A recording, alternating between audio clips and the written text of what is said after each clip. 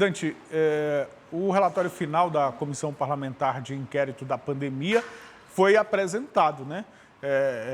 E apesar da crise do oxigênio aqui em Manaus ter levado à instalação da CPI, nenhuma autoridade amazonense foi indiciada nessas 37 páginas dedicadas aí ao estado do Amazonas, né, Dante? É isso, Emanuel. São 37 páginas ali desse capítulo, né, que fala a respeito, né, que ele detalha, faz uma análise a respeito daquilo que a gente viveu aqui em janeiro, aqui no Amazonas, né, aqui em Manaus.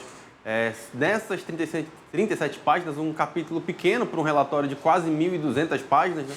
A gente tem todo aquele detalhamento do que aconteceu, mas no resultado final não há nenhuma proposta de indiciamento a nenhuma das autoridades estaduais, né? Nenhuma autoridade do governo do estado relativa a essa questão, né? O entendimento que foi tomado pelos senadores é de que já há apurações, já há operações que foram realizadas aqui no estado, já tem investigações em curso, então que o trabalho da CPI de indiciar alguém aqui do estado seria inócuo, e eles também consideraram que não tem essa legitimidade ali, não tem essa possibilidade de acionar, de indiciar pessoas que são de um outro poder, né? Consideram que não teriam essa possibilidade, né, diante da separação aí das esferas, né? Agora chama a atenção isso porque se pôde ser chamado, se pôde ser convocado, né, autoridades estaduais, né, para participar lá. A gente teve o ex-secretário de Saúde, Marcelo Campelo, que foi prestar depoimento lá na CPI,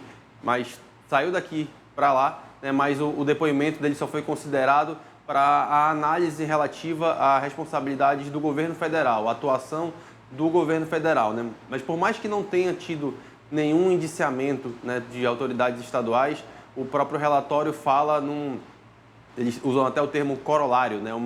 É o resultado ali de uma série de falta de comando, ali, de falta de gestão e de planejamento em relação à pandemia, que eles citam, por exemplo, um fato que é bem de conhecimento nosso, aqui do pessoal aqui de Manaus, em relação ao tempo que demorou entre a descoberta, né, relativa à falta de oxigênio e a uma ação de fato do governo federal. Eles afirmam no relatório que a reação do governo federal foi meramente reativa, né? Ou seja, eles viam o problema acontecendo e só depois que iam lá agir, que não houve um planejamento, não houve um controle daquilo que estava acontecendo em Manaus, no Amazonas, por mais que os números desde o final de dezembro ali já indicassem essa crescente aí dos nossos números.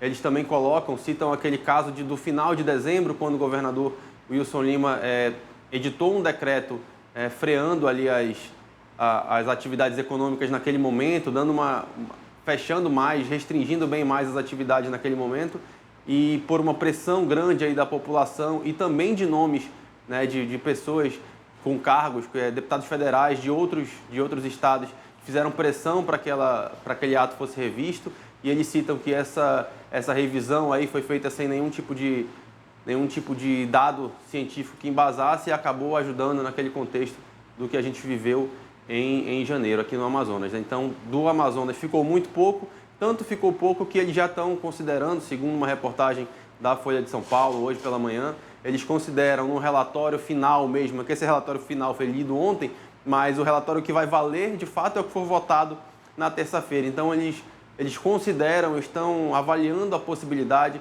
de detalhar um pouco mais, de incluir um pouco mais detalhes sobre o Amazonas nesse relatório antes dele ser votado de fato, né? Mas sem indiciar ninguém aqui do estado por conta desses motivos que eu citei, que eles consideram que não há essa legitimidade do Senado para indiciar autoridades estaduais e por considerar também que já há investigações em curso, né, diante do resultado daquelas operações que a gente tem visto aqui no estado desde o ano passado. Mas foi legítimo utilizar esse argumento para a própria instauração Exatamente. da CPI, né? Lá naquele momento pareceu legítimo para os senadores. Uma outra coisa também que eles não avaliaram de maneira proposital, é claro, foi a atuação do próprio parlamento ou dos parlamentos ao longo dessa pandemia, sobretudo em janeiro, quando essa crise estourou aqui no Amazonas. A gente não viu, né, Dante? A gente viu artistas, a gente viu personalidades, enfim, gerais se manifestando, ajudando de alguma forma, pessoas carregando cilindros de oxigênio, mas os parlamentares, parece que eles tomaram chá de sumiço em janeiro aqui em Manaus e no Amazonas naquela época. Dante, esse relatório também cita diretamente o presidente, já há reações no campo político em relação àquilo que o relatório expõe, não é? Isso, ele cita o presidente, o presidente é o que tem maior quantidade ali de pedidos de indiciamento, né? Lembrando que o indiciamento vai ser confirmado somente após a votação do relatório, né? Votação que vai acontecer dia 26.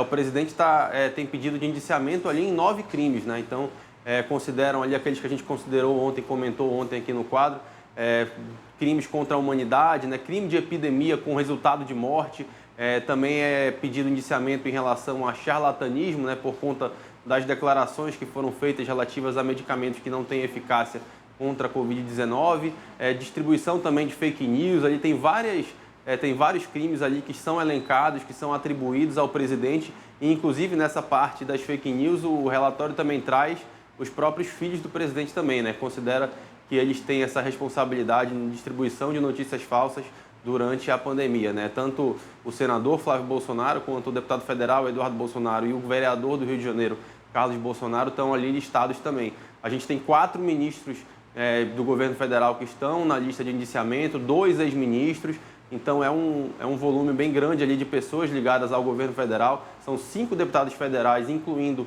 o líder do governo, né, na Câmara dos Deputados, o Ricardo Barros, que teve toda aquela situação, suspeita de envolvimento na aquisição da vacina, na aquisição que não se concretizou, né, da vacina Covaxin. Então é um relatório que ele traz prejuízo e traz impacto ao governo federal e aos seus aliados ali nesse contexto, né?